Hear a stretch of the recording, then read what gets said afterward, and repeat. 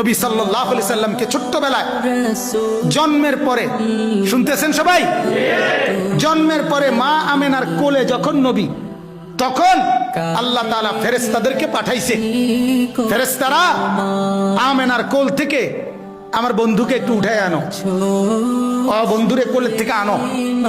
আনার পরে ফেরেশতারা আল্লাহ তাআলা বলেন তুফু বিহি মাশারিকাল আরদি ওয়া মাগারিবাহা।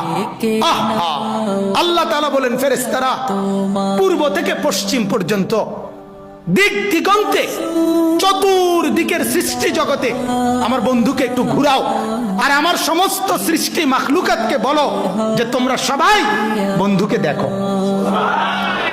বন্ধু আমি কেমন বানাইলাম, বন্ধু আমি কেমন বানাইলাম। আল্লাহ বলছে ফেরেশতাদেরকে ওই আসমানকে বলো, এই আসমান দেখো মাওলা তার বন্ধুকে কেমন বানাইছেন, দেখো না, নাকটা দেখো, চোখটা দেখো, কান দেখো, হাত দেখো।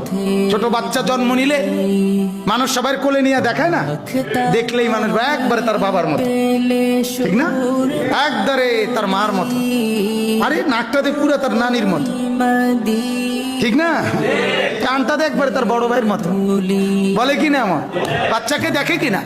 রব্বুল আলামিন বলে ফেরেশতারা আমার কায়নাতকে দেখাও, আমার সৃষ্টিকে দেখাও যে বন্ধু আমি কেমন বানাই, কেমন সুন্দর করে বানাই। আর মেরাজের রাতে 50 বছর পরে নবীজির বয়স যখন 50 পূর্ণ হয়েছে, তখন আল্লাহ নবী সাল্লাল্লাহু আলাইহি সাল্লাম মেরাজে গেছেন। মেরাজে আল্লাহ তাআলা নবীজি সাল্লাল্লাহু আলাইহি সাল্লামকে আরশে আজিমের উপরে দাঁড় করাইছেন, এমন জায়গায় যেই জায়গার উপরে আর কোনো সৃষ্টি নাই, আর কোনো মাখলুক নাই, সবকিছু নবী পাকের কদম মোবারকের নিচে, উপরে শুধু একজনই আছে নবীজির উপরে, তিনি আল্লাহ। তিনি কে? শুধু আল্লাহ, শুধু আল্লাহ, শুধু রব্বুল আলামিন।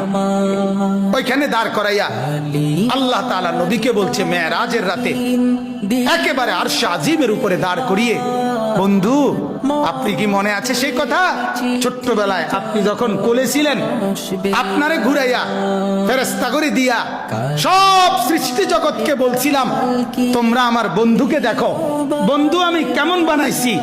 ওরা সবাই তোমারে আপনারে সেদিন ছোট্টবেলায় কোলে দেখছে, আজকে আপনাকে আমি আরশে আজিমে উঠাইয়া এবার এখানে দাঁড় করাইলাম, এবার আপনি দুই নয়নে আপনি বন্ধু দেখেন আমার সৃষ্টি আমি কেমন বানাইলাম।